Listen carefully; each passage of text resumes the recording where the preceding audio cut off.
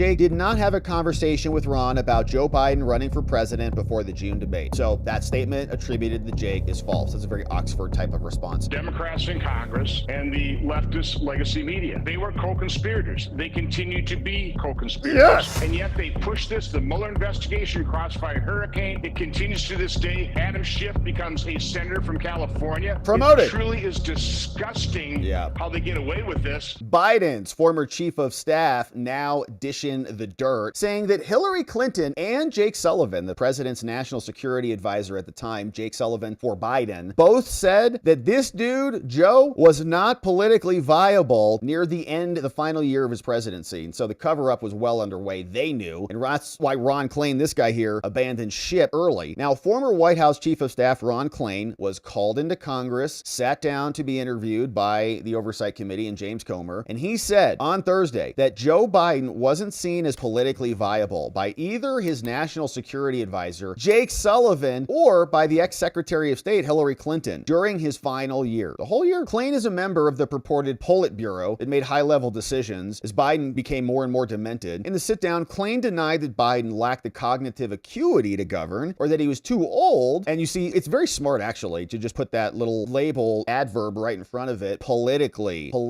viable. It's not like Joe Biden wasn't viable, you know, in his brain. It's just the politics were bad. Well, why was the politics problematic? Oh, because of his brain. That's why. But the longtime advisor admitted his boss was less energetic and had poor memory and frequently mixed up names. Sullivan confided to Klain, Jake Sullivan, the national security advisor, these guys should have been pushing for the 25th Amendment and rallying out the rest of the cabinet. Who knew this? Sullivan confided to Klain that Biden was also less effective in 24 than he was in 22, which isn't saying much because he was less effective then. Adrian Watson, the spokesperson for Sullivan, the former NSA, told the Post Thursday that Jake did not have a conversation with Ron about Joe Biden running for president before the June debate. So that statement attributed to Jake is false. That's a very Oxford type of response. Elsewhere in the interview, Klain, Biden's chief of staff, divulged that he donated $5,000 to Hunty's legal defense fund because Abby Lowell said, you know, you should be contributing some of your income to the president's son. That'd be a nice thing to do, Ron. Abby Lowell. Wild. Evidence emerges on a daily basis that would suggest that Joe Biden was not mentally fit. He was taking mind-altering sleeping pills, hopped up on Ambien all the time. Don't know where he is. You're like deluded if you've ever taken Ambien. You can hallucinate and stuff. People sleepwalk and like drive across town, have no idea where they are. And you can get DUIs and stuff on them. It's a wild drug. Klain told the oversight panel he was not aware Biden was even taking Ambien before the performance. Hunter said it was. Although several other prominent former aides have invoked the Fifth Amendment and refused to answer questions, Klain talked. I found Klain to be very credible. Andy Biggs said, yeah, he's not trying to avoid answering anything. And Ron Klain is using the opportunity to speak. Nobody seems surprised he didn't plead the fifth. There's Joe, glazed and confused, as was the situation for 4 years. So we'll see what comes out of it. And it's nice that he talked. Hopefully we get a transcript and we can parse through it. But questions are being asked about it. Of course, Obama was the origin source of the entire scam, and Biden was just the continuation of it. And so Tulsi has been out, man, hitting the media, explaining what she has and what all this means, and really pushing the story forward from her perspective as the person who is uncovering it. In this, that they were fed early lines from this manufactured false intelligence assessment that President Obama ordered, that John Brennan and James Clapper created without any vetting, without any actual journalistic integrity of looking at what they were being fed. They received it and they printed it almost immediately. And then they went on to double down and triple down on this over the next several years. I look back at, the Iraq WMD, manufactured false intelligence to support an action to go to war in another country. And I went back and looked at the mainstream media's complicity in that, and how many, did they ever admit that they were wrong, that they failed as journalists? Really, they didn't. A couple of them gave some lame excuses, but there's a lot of parallels here for us to take a step back and look at, again, the magnitude of what has been revealed and why it's important to every American, not just Democrats or Republicans, but it really has to do with the foundational principles of our democratic republic and the integrity of that. That is the thing that I think a lot of the mainstream media folks, again, have refused to cover at all or failing to focus on. It's such an... Yeah, and that makes them complicit in it. And another overt act in furtherance of the underlying conspiracy. Love it. Yeah, so we can just continue to push that statute of limitations out and out and out. Now, some Republicans were calling for a special counsel to be appointed. We saw that from Graham and some others, including Cornyn. Let's have a special counsel to investigate this so nothing gets investigated and we can just keep giving money to Ukraine. But Ron Johnson has a different idea. Democrats in Congress and the leftist legacy media, they were co-conspirators. They continue to be co-conspirators. Yes! That's right. They were the individuals that were engaged in warfare against our democracy. They were the danger. They are the danger to our democracy. So again, this has been pretty clear to me. This has been pretty clear to you. I think I really applaud Tulsi Gabbard for releasing more documents that just confirm, reaffirm what we've known, what we've already suspected, bring it more to the public's attention. But again, the legacy media, they're not covering this. You know, and I get asked questions all the time in the hallways in the Senate. You know, what about Epstein? I don't know anything about Epstein. I know a lot about the Russian collusion hoax. Why don't you ask me about that? No, we want to know about Epstein. So again, they will not own up to their own complicity in this. They were co-conspirators. They continue to be co-conspirators. And Maria, think of the damage that they have done to this country. The political turmoil they put this country through since... To the world. I mean, they were seeding anti-Russian sentiment from the very beginning. Many people think that Hillary lost the election because the Russians stole it, and that was fake. Really, the end of 2016 to the present day, all based on a false narrative, all based on a dirty trick that Hillary Clinton approved, that they knew that Hillary Clinton approved. They knew the Steele dossier was a bunch of crap, and yet they pushed this. The Mueller investigation, Crossfire Hurricane, it continues to this day. Adam Schiff becomes a senator from California. Promoted. It truly is disgusting